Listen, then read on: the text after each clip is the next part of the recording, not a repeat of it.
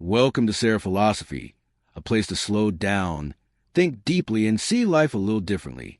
What if one of the greatest freedoms in life comes from realizing something your ego has spent years trying to avoid? You are not that important. And strangely, that might be one of the most comforting things you can ever understand. From the moment you are young, you are quietly taught to become someone successful, someone impressive, someone admired, someone who stands out. You are encouraged to build a reputation, collect achievements, become exceptional, and make sure the world notices you. And slowly, without realizing it, you begin living as though you are always being watched. You wonder how you look, what people think of you, whether you are falling behind, whether someone is doing better than you, whether your life is impressive enough. Even when nobody is judging you, you imagine that they are. But imagine putting that burden down. Imagine going through your day without constantly asking, how am I being perceived? That is where a different kind of freedom begins. The freedom of not being important. This does not mean that your life has no value. It does not mean you should stop caring about yourself, your goals, or the people around you. It means something much simpler. You stop confusing your worth with your importance. There is a difference. You can live a meaningful life without becoming famous. You can help someone without anyone knowing. You can create something beautiful without receiving applause. You can spend an afternoon reading, walking, thinking, or drinking tea without turning the moment into evidence that you are becoming a better person. You can simply exist. And for someone who has spent years trying to prove themselves, that can feel revolutionary. Think about how much of your mental energy is spent trying to control an image of yourself. You want to appear intelligent, successful, interesting, confident, different. You want your life to look like it is going somewhere. But the more carefully you construct this image, the more exhausting life becomes. Because now you are not simply living. You are performing your life. Every achievement becomes something you need to display. Every failure becomes something you need to hide. Every conversation becomes an opportunity to protect your image. And every comparison becomes a threat. The Stoics understood something powerful here. Your reputation is not fully yours to control. People will interpret you however they want. Some will admire you. Some will misunderstand you. Some will forget you completely.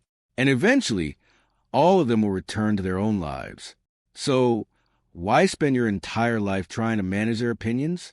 Marcus Aurelius repeatedly reminded himself to remember how quickly fame disappears.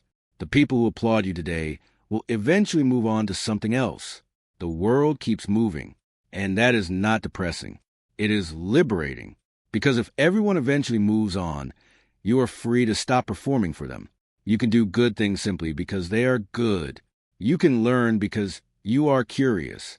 You can create because creating feels meaningful. You can be kind without needing recognition.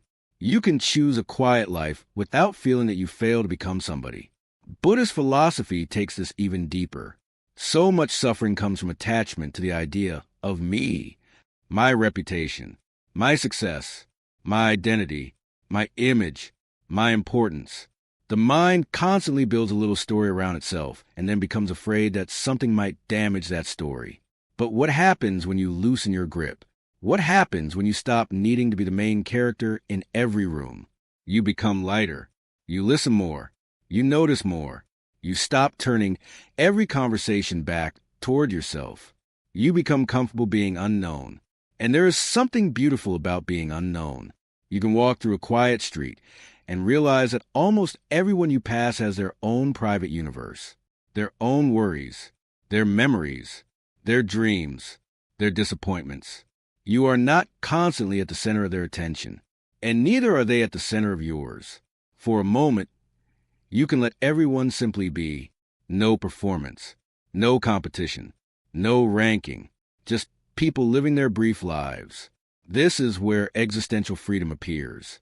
You do not need the world to give you a grand identity before you are allowed to live. You can decide what matters to you. You can choose your values. You can build a life around things that feel genuinely worthwhile instead of things that merely look impressive. Maybe your life does not need to become extraordinary. Maybe it needs to become yours. That distinction changes everything. Because when you stop trying to be important, you can finally ask a better question. Not, How can I make everyone notice me?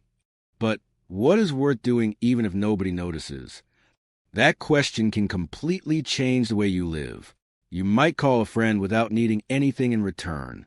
You might sit outside and watch the evening disappear. You might study something simply because you love understanding it. You might help someone and never tell anyone. You might choose peace over proving a point. And slowly, you discover something unexpected. When you stop demanding that life prove your importance, ordinary moments become enough. A quiet morning becomes enough. A meaningful conversation becomes enough. A walk becomes enough. A small act of kindness becomes enough. You no longer need every moment to build your personal legend. You can simply experience it. And perhaps that is the deepest freedom. Not becoming someone the whole world remembers, but becoming someone who no longer needs the whole world to remember. So the next time you feel the pressure to impress, pause.